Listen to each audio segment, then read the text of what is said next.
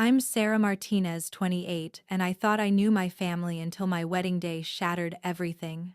As I stood in my wedding dress watching my sister Emma board a plane to Paris instead of walking me down the aisle, I had no idea this betrayal would expose the most devastating family secret imaginable. What happened next didn't just destroy our sisterly bond. It unraveled decades of lies, revealed who truly loved me, and delivered the sweetest revenge I never saw coming. The woman who abandoned me on my biggest day had no clue she was about to lose everything she'd schemed for years to steal. Before we dive into this incredible family drama, I'd love to know where you're watching from. Are you team family loyalty, or do you believe some betrayals are unforgivable? Hit that like button if you've ever felt abandoned by someone you trusted, and don't forget to subscribe, because this story has more twists than a soap opera. Now let me tell you how my sister's selfish decision led to the most satisfying karma delivery of all time. Growing up, Emma and I were supposed to be the perfect Martinez sisters. Our parents, Maria and Carlos, immigrated from Mexico before we were born, building a successful construction business from nothing. They always preached about family being everything, about how blood loyalty was sacred, about how we sisters needed to stick together no matter what. Emma, being 3 years older, was always the golden child, the one who got straight A's, who spoke perfect Spanish, who seemed to embody everything our parents wanted in a daughter. I was different. Quieter, more artistic, more interested in books than business. While Emma studied business administration to eventually take over Dad's company, I pursued graphic design. While she dated the sons of other successful Latino families, I fell for quiet, thoughtful guys who didn't fit our parents' vision of success. The differences between us created a subtle but persistent tension that our parents always dismissed as normal sister rivalry. When I met David Thompson at a coffee shop near my design studio 2 years ago, I didn't tell my family much about him initially. He was soft-spoken, worked in finance, and drove a modest Honda Civic. He wasn't flashy or loud like the guys Emma typically brought home. Our parents seemed politely interested but not particularly impressed when I finally introduced him at a family barbecue. Emma barely acknowledged him, too busy showing off her latest boyfriend, a lawyer named Miguel whose family owned several restaurants. What my family didn't know was that David came from old money. His grandfather had founded Thompson Industries, a massive conglomerate that owned everything from tech companies to real estate developments. David had chosen to work his way up in a smaller investment firm rather than rely on family connections, wanting to prove himself independently. He lived modestly, drove an old car, and dressed simply because those were his values, not because he had to. The irony wasn't lost on me that my parents, who had worked so hard to build wealth and status, couldn't recognize real generational wealth when it was sitting at their dinner table. David's quiet confidence came from never having to prove his worth through material displays. His humility was genuine because he had nothing to compensate for. When David proposed to me last spring with his grandmother's vintage Cartier ring, I was overwhelmed with joy. But even then, the family dynamics remained complicated. Emma had just broken up with Miguel and seemed bitter about my happiness. During the engagement party, she made several cutting remarks about settling for less and not understanding what love really means. Our parents tried to mediate, but I could see the disappointment in their eyes that their artistic daughter was marrying someone so ordinary. The wedding planning process revealed more cracks in our family foundation. Emma volunteered to help but then constantly criticized my choices. The venue wasn't prestigious enough, the catering wasn't elaborate enough, the guest list wasn't impressive enough. She had opinions about everything but contributions toward nothing. When I asked her to be my maid of honor, she accepted with what felt like reluctant duty rather than sisterly joy. The first real warning sign came 2 months before the wedding. Emma announced she'd been planning a girls' trip to Paris with her college friends, scheduled for the exact same week as my wedding. When I pointed out the conflict, she shrugged and said, "Sarah, it's not like you're getting married in Paris. It's just a local ceremony. I can celebrate with you anytime, but this Paris opportunity is once in a lifetime. Our parents tried to convince her to change her plans, but Emma had already booked everything. She claimed she couldn't get refunds, and that I was being selfish and dramatic for expecting her to change her plans. The fight that ensued was vicious. Emma accused me of always being jealous of her success, of trying to compete with her, of being ungrateful for everything the family had given me. But the most hurtful part was what she said about David. "You're marrying a nobody, Sarah. A guy with no ambition, no family money, no connections. You're settling because you're afraid no one better will want you. At least when I get married, it'll be to someone who can actually provide for our family's future." Those words cut deep because they echoed my own insecurities. Had I settled, was David really just a safe choice, even though I loved him deeply? Emma's words planted seeds of doubt that I couldn't shake. The fact that my own sister couldn't see David's worth made me question whether I was missing something obvious. The week before my wedding, everything started unraveling in ways I never anticipated. It began with a phone call that changed everything. David had been unusually secretive lately, taking calls in another room and having mysterious meetings. I was starting to worry that maybe Emma was right about him, that maybe I didn't know him as well as I thought. Tuesday morning, while David was in the shower, his phone rang. The caller ID showed Thompson Industries legal department. My heart sank. Was he in some kind of legal trouble? Was there something about his past he hadn't told me? Against my better judgment, I answered the phone. "Mr. Thompson, this is Jennifer from legal. We have the final documents ready for your review regarding the foundation establishment and the trust transfer. Your grandfather wanted to confirm that everything will be properly established before your wedding day as discussed." Foundation trust transfer. The woman on the other end seemed to realize she wasn't talking to David and quickly ended the call, but the damage was done. When David came out of the bathroom and saw my face, he knew immediately that his secret was out. What followed was the most shocking conversation of my life. David sat me down and explained that his family owned Thompson Industries, a company worth over $3 billion. He was the sole heir to his grandfather's fortune, but he'd been trying to live a normal life, to find someone who would love him for who he was rather than what he had. The foundation Jennifer mentioned was a charitable trust he was establishing in our names, worth $50 million as a wedding gift.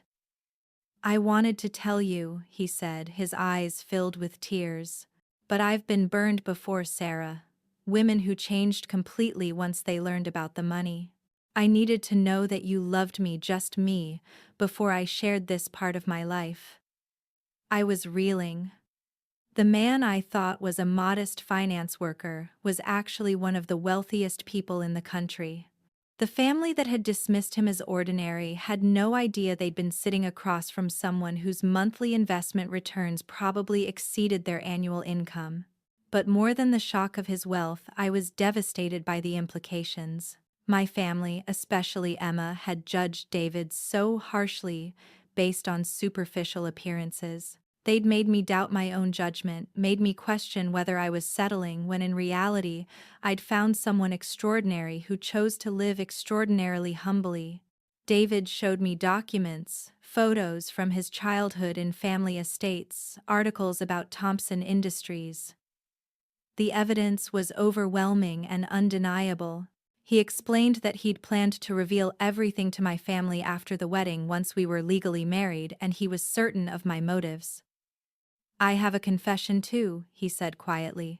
"I hired a private investigator to look into your family's background, not because I didn't trust you, but because I needed to understand the dynamics before I became part of them. What I found, Sarah, I think there are things about your family that you don't know." He handed me a folder that would shatter my understanding of my family forever. Inside were financial documents, bank records, and correspondence that revealed Emma had been systematically embezzling money from our father's construction company for over 2 years. She'd been skimming from client payments, inflating supply costs, and redirecting funds into personal accounts. But that wasn't the worst part.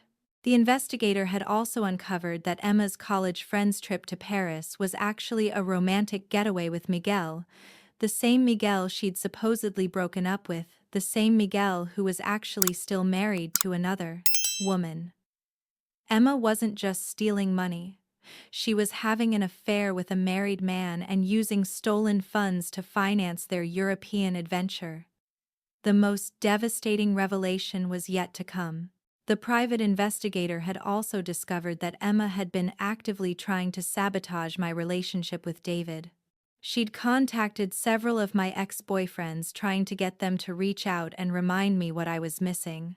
She'd even gone so far as to create fake social media profiles to send David messages suggesting I was only with him temporarily, that I was out of his league and would eventually leave him for someone more appropriate. David had known about Emma's manipulation attempts for months but hadn't told me because he didn't want to create family drama before our wedding.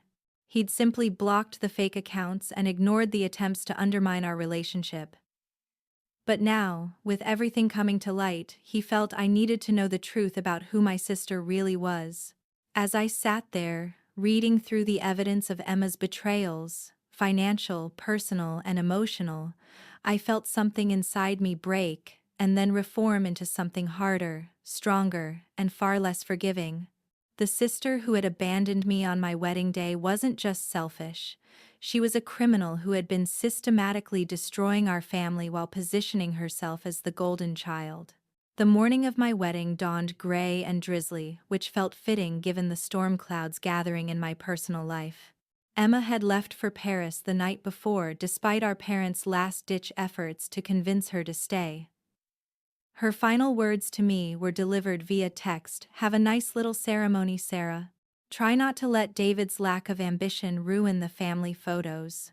I woke up in my childhood bedroom, surrounded by the remnants of wedding preparations and the weight of everything I'd learned about David's true identity and Emma's deceptions. Part of me wanted to call off the wedding entirely, not because of David but because I couldn't bear the thought of celebrating while knowing my family had been living a lie. David found me sitting on my bed at 7 a.m., still in my pajamas, staring at the wedding dress hanging on my closet door. He took one look at my face and knew exactly what I was thinking. "We can postpone," he said softly. "We can deal with Emma first. Expose what she's done, get your father's money back. The wedding can wait." But something fierce and determined had crystallized in my chest overnight. "No," I said, surprising myself with the strength in my voice. "We're getting married today. But we're doing it my way now." What happened next was the most empowering morning of my life. Instead of the small, intimate ceremony my family had planned, and Emma had criticized as inadequate, David made some phone calls. Within 2 hours, our modest community center wedding had transformed into something extraordinary. David's family, who I'd never met because he'd been protecting his privacy, arrived from across the country. His grandfather, William Thompson, came in a private jet with David's aunts, uncles, and cousins. These weren't ostentatious people despite their wealth, but their presence commanded respect. They brought flowers that cost more than most people's cars, photographers who usually shot celebrity weddings, and a catering staff that had prepared meals for presidents. The transformation of our venue was subtle but stunning. Everything remained tasteful and elegant, but there was an unmistakable aura of refinement and quality that money can buy when it's spent by people with actual class. The local florist nearly fainted when David's grandfather casually ordered $50,000 worth of additional arrangements to brighten things up. My parents were bewildered but thrilled. They kept whispering to me about how David's family seemed really successful and asking me why I'd never mentioned that his grandfather was someone important. I just smiled and told them they'd understand everything soon enough. The ceremony itself was beautiful beyond anything I'd imagined. David had written vows that brought everyone to tears, including his grandfather, who later told me he'd never seen his grandson so happy. As we exchanged rings, I felt a profound sense of rightness, not just about marrying David, but about the choice I'd made to forge ahead despite Emma's abandonment. But the real shock for my parents came during the reception. William Thompson, who commanded attention simply by standing up, asked for the microphone to make a toast. What he said next left my parents speechless and made me understand just how significantly Emma had miscalculated. "I want to welcome Sarah to the Thompson family," he began, his voice carrying the authority of someone accustomed to boardrooms and billion-dollar decisions. "My grandson has chosen wisely. He could have married anyone. And believe me, many have tried to catch his attention. But he chose someone who loved him before she knew about Thompson Industries, before she knew about the family wealth, before she knew that her new husband is my sole heir and will inherit everything I've spent 70 years building." The silence in the room was deafening. My father's wine glass froze halfway to his lips. My mother's mouth literally fell open. The whispered conversations around the room created a buzz of excitement and disbelief. William continued, "David tells me that Sarah's family values hard work and integrity above all else. These are the same values that built Thompson Industries. I'm proud to announce that as a wedding gift, David and Sarah will be establishing the Martinez-Thompson Foundation with an initial endowment of $50 million dedicated to supporting immigrant entrepreneurs and small business development." If the room had been quiet before, it was now utterly silent, except for the sound of my mother's chair scraping against the floor as she sat down heavily. My father looked like he'd been struck by lightning. Around the room, I could see our extended family and friends trying to process what they'd just heard. But William wasn't finished. "I also want to address something that concerns our family deeply. David has informed me that there have been some financial irregularities in the Martinez family business, irregularities that appear to involve Sarah's sister, who chose not to attend this celebration. We've taken the liberty of having our forensic accounting team review the situation, and will be working with the appropriate authorities to ensure that justice is served and that Carlos recovers every penny that was stolen from him." The bombshell was complete. Not only had my family just learned that they'd dismissed a billionaire as ordinary, but they were also about to discover that their golden child was a criminal who had been robbing them blind. The irony was so perfect it almost seemed scripted. Emma had chosen a Paris vacation over attending the wedding of her sister to one of the richest men in America, and in doing so she'd missed the moment when her crimes were exposed to everyone who mattered. As the evening continued and the reality sank in, I watched my parents grapple with a complete reversal of everything they thought they knew. The daughter they'd worried was settling had actually found extraordinary love and success, while the daughter they'd been so proud of was about to face criminal charges. The sweetest moment came when my cousin Rosa, who had always been Team Emma, approached me with tears in her eyes. "Sarah," she whispered, "I owe you such an apology. We all thought, we had no idea. Emma said you were making a mistake, that David wasn't good enough for our family. But it turns out our family wasn't good enough for him, was it?" The week following my wedding was a whirlwind of revelations that completely reshattered our family's foundation. While David and I should have been on our honeymoon in Bali, a trip that I later learned included a private villa that cost more per night than most people's monthly salary, we instead found ourselves dealing with the criminal investigation into Emma's embezzlement and the shocking aftermath of her Paris trip. The forensic accountants that William Thompson had hired worked with devastating efficiency. Within 72 hours, they'd traced every fraudulent transaction, every inflated invoice, every redirected payment that Emma had orchestrated over the past 2 years. The total amount she'd stolen from our father's business was $347,000, money that she'd been systematically funneling into personal accounts under various false pretenses. But the evidence of financial fraud was just the beginning.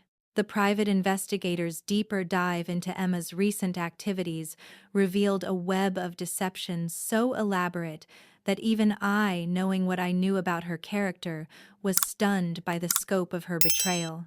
The Paris trip, which Emma had portrayed as a girl's getaway essential to her happiness, was indeed a romantic rendezvous with Miguel. But Miguel's situation was far more complex than a simple extramarital affair. He was married to Sophia, a woman whose family owned a chain of successful restaurants, and he'd been embezzling money from their businesses as well, to fund his relationship with Emma. The two of them had been planning to flee to Europe permanently, using stolen money from both families to start a new life together. Emma's social media posts from Paris, which she'd clearly intended to make me jealous on my wedding day, actually provided crucial evidence for multiple criminal investigations. Photos of expensive dinners, luxury shopping trips, and five-star hotels created a timeline of spending that aligned perfectly with the dates when money had been stolen from both our father's construction company and Miguel's family restaurants. The most devastating discovery was yet to come. Emma and Miguel had been planning their escape for months, but they'd made a critical error in timing. They'd assumed that no one would notice the missing money until they were safely established in Europe. What they hadn't anticipated was that their crimes would be exposed on my wedding day by people with the resources and connections to track them anywhere in the world. On Wednesday, 3 days after my wedding, Emma called home in a panic. She'd been arrested at their Parisian hotel by French police acting on an international warrant. Miguel had been arrested simultaneously. Both were facing extradition to the United States to face charges of embezzlement, fraud, and conspiracy. The phone call between Emma and our parents was devastating to witness. For the first time in her life, Emma's confident facade crumbled completely. She sobbed into the phone, claiming she'd been manipulated by Miguel, insisting she'd never meant to hurt the family, begging our parents to hire lawyers and bail her out of her situation. But the evidence was overwhelming and undeniable. The paper trail showed that Emma had been the primary architect of the embezzlement scheme.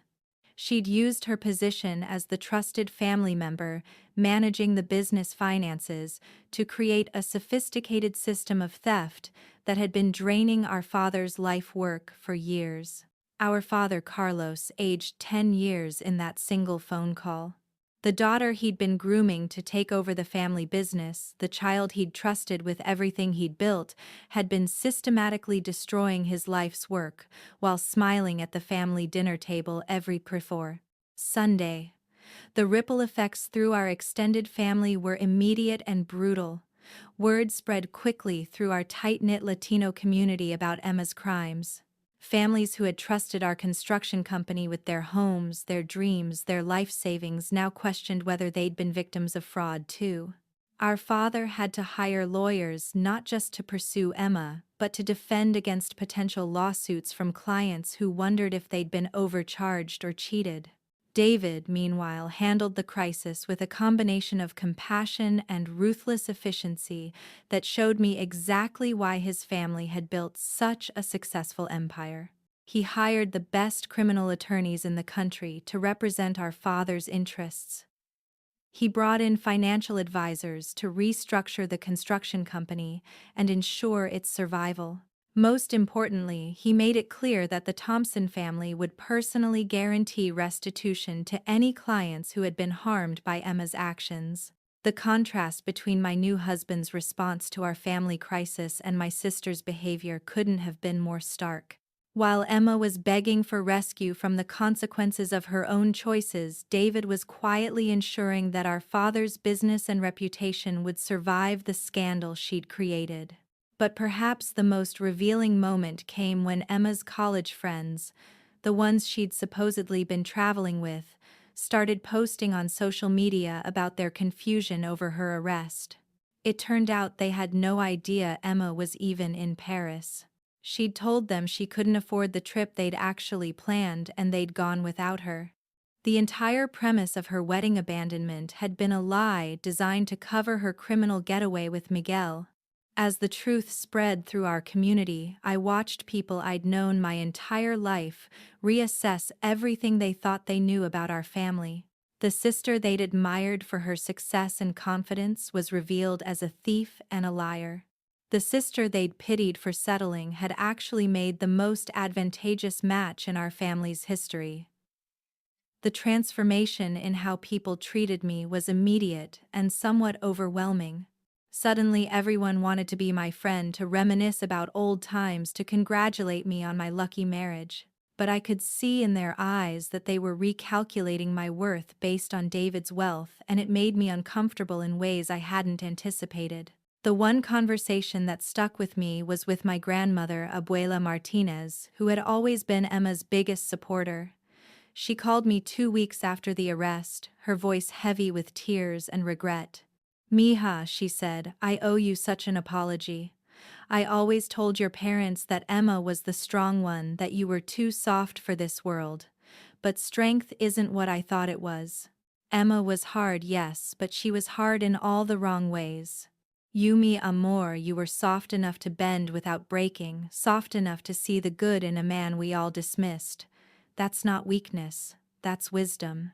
2 months after my wedding, Emma and Miguel were extradited back to the United States to face justice. The media attention surrounding their case was intense, partly because of the international angle but mostly because of the connection to the Thompson family wealth. When reporters discovered that the ordinary finance worker Emma had dismissed was actually heir to a billion-dollar fortune, the story became a cautionary tale about assumptions, family loyalty, and the consequences of greed. Emma's first court appearance was a spectacle I'll never forget. She'd lost weight during her detention in Paris, and her usually perfect appearance was disheveled and desperate. When she saw our family in the courtroom, including David, whose presence she was clearly unprepared for, her face went through a series of emotions: confusion, recognition, and finally devastating realization. It was clear that Emma had finally figured out exactly what she'd walked away from on my wedding day. The man she'd dismissed as worthless was sitting in the courtroom wearing a suit that cost more than her monthly salary, flanked by lawyers who charged more per hour than she used to make in a week. The sister she'd abandoned had not only survived without her but had thrived beyond Emma's wildest dreams. During the bail hearing, Emma's court-appointed attorney tried to argue that she was not a flight risk because of her strong family ties to the community. The prosecutor's response was swift and brutal. He presented evidence that Emma had already attempted to flee the country, once had stolen money from the very family she claimed tied her to the community, and had demonstrated a pattern of deception that made her fundamentally untrustworthy.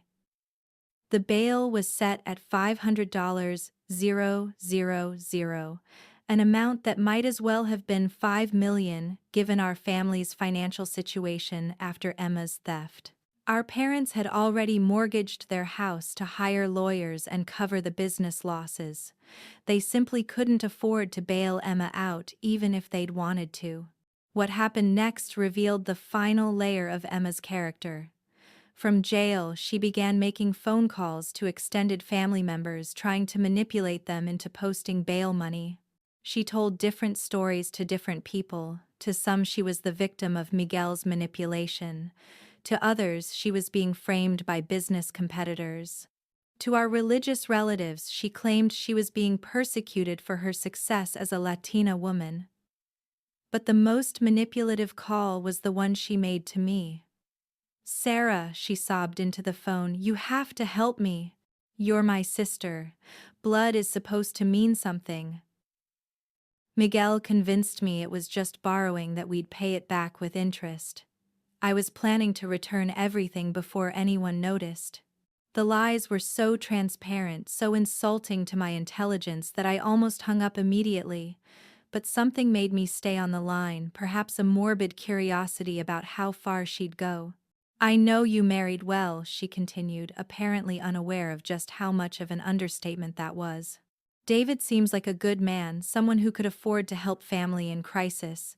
If you could just ask him to cover my bail, I promise I'll make this right. I'll plead guilty, I'll cooperate with prosecutors, I'll do whatever it takes to fix this mess. The audacity was breathtaking. Emma wanted the man she'd dismissed as worthless to bail her out of jail using wealth she'd never even suspected he possessed. She was asking her sister, the one she'd abandoned on her wedding day, to convince her billionaire husband to reward her crimes with his generosity. My response was calm and measured. Emma, you're right that David could afford to post your bail without even noticing the money was gone. But you know what? You taught me something important about family loyalty when you chose Paris over my wedding. You showed me that blood doesn't automatically earn someone a place in your life. They have to earn it through their actions, their choices, their character. And your actions have shown me exactly who you are. I hung up before she could respond, but the calls didn't stop. Emma began reaching out to anyone who might have influence with me: childhood friends, former teachers, distant relatives, even my high school guidance counselor. She was creating a campaign of pressure designed to make me feel guilty for not rescuing her from the consequences of her own choices. The breaking point came when Emma somehow got David's private number and called him directly. I wasn't there for that conversation, but David told me later that Emma had tried to appeal to his business sense, suggesting that helping her would be a good investment in family relations. She'd apparently tried to flirt with him to manipulate him the same way she'd manipulated other men throughout her life. David's response was surgical in its precision. Emma, I know exactly who you are. I have evidence of every dollar you stole, every lie you told, and every attempt you made to sabotage my relationship with your sister. The only reason I haven't filed additional charges against you for harassment and fraud is out of respect for Sarah's feelings. Do not contact me or my family again. When Emma realized that neither sympathy nor manipulation would work, she finally revealed her true nature completely. The tearful, repentant sister disappeared, replaced by someone bitter, vindictive, and consumed with resentment. In her final call to our parents, Emma unleashed a torrent of accusations and blame. According to her, our parents had failed her by not giving her enough attention. I had failed her by marrying above my station and making her look bad. David had failed her by not revealing his wealth so she could have pursued him instead. Miguel had failed her by getting caught. The entire justice system was failing her by holding her accountable for crimes she now admitted to committing. But the most telling statement she made was this: I should have been the one to marry money. I'm the one who deserved it, who would have known what to do with it. Sarah will just waste it on charities and stupid causes. She doesn't understand power, doesn't know how to use wealth properly. It should have been me. Those words crystallized everything about Emma's worldview and explained so much about our childhood dynamic. She had never seen love, family, or relationships as anything more than transactions. She couldn't understand that David had fallen in love with my character, my kindness, my authenticity, qualities that were the complete opposite of everything Emma represented. 6 months after my wedding day, Emma was sentenced to 8 years in federal prison for embezzlement, fraud, and conspiracy. Miguel received a similar sentence. Both were ordered to pay full restitution plus damages amounts that would keep them in debt for decades, even after their release. The judge, in delivering the sentence, noted that their crimes had been particularly callous because they'd targeted their own families, people who had loved and trusted them. I didn't attend the sentencing hearing. By that point, I had made peace with the fact that my sister was no longer part of my life, and I had no desire to witness her final fall. Instead, David and I were in New York meeting with the board of directors for the Martinez-Thompson Foundation, finalizing our plans to help immigrant entrepreneurs build the kinds of legitimate businesses that my father had spent his life creating. The foundation became my passion project, and in many ways, my redemption of the Martinez family name. While Emma had used our family's trust to steal and destroy, I was using my new resources to build and create. The contrast wasn't lost on anyone in our community, and slowly, the shadow that Emma's crimes had cast over our family began to lift. My father's construction business not only survived, but thrived. With David's financial backing and business connections, Carlos Martinez Construction expanded beyond anything my father had imagined possible. The irony was perfect. Emma had tried to steal her way to wealth and ended up with nothing, while my father's honest work was finally rewarded with the success it had always deserved. The most healing moment came 18 months after the wedding, when my father pulled me aside after a family barbecue. David was playing soccer with our cousin's children completely at ease, despite the fact that his casual clothes cost more than most people's formal wear. "Mija," my father said, tears in his eyes, "I owe you such an apology. Your mother and we were so worried that you weren't ambitious enough, that you'd never find success like Emma. We had it backwards. Emma was ambitious for all the wrong things, but you were ambitious for the right things. Love, family, integrity. And look what it brought you. Not just wealth, but a man who would die for you, who treats our family like treasure." That conversation helped heal wounds I hadn't even realized were still bleeding. For so long, I'd carried the burden of being the lesser daughter, the one who disappointed expectations, the one who settled for ordinary. Learning that ordinary was actually extraordinary, that my instincts about character were better than my family's instincts about status, that my quiet choices had led to extraordinary outcomes. It validated every decision I'd made. But perhaps the most satisfying moment came 2 years after Emma's sentencing, when I received a letter from her in prison. She'd apparently been following news about the foundation through mutual acquaintances, had learned about my father's business success, had heard about David's grandfather naming me in his will as a secondary heir to the Sage Thompson fortune. The letter was a masterpiece of calculated manipulation disguised as genuine remorse.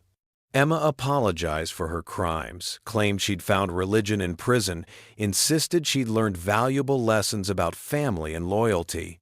But buried in the flowery language was a request she would be eligible for parole in 5 years, and she hoped I would consider supporting her application and helping her reintegrate into society.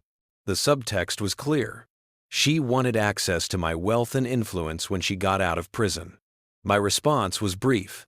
"Emma, I forgive you, because holding on to anger would only hurt me. But forgiveness doesn't mean trust, and it doesn't mean access to my life. You made choices that revealed your character, and I believe people when they show me who they are. I wish you genuine peace and growth, but that journey is yours to take alone." I never heard from her again.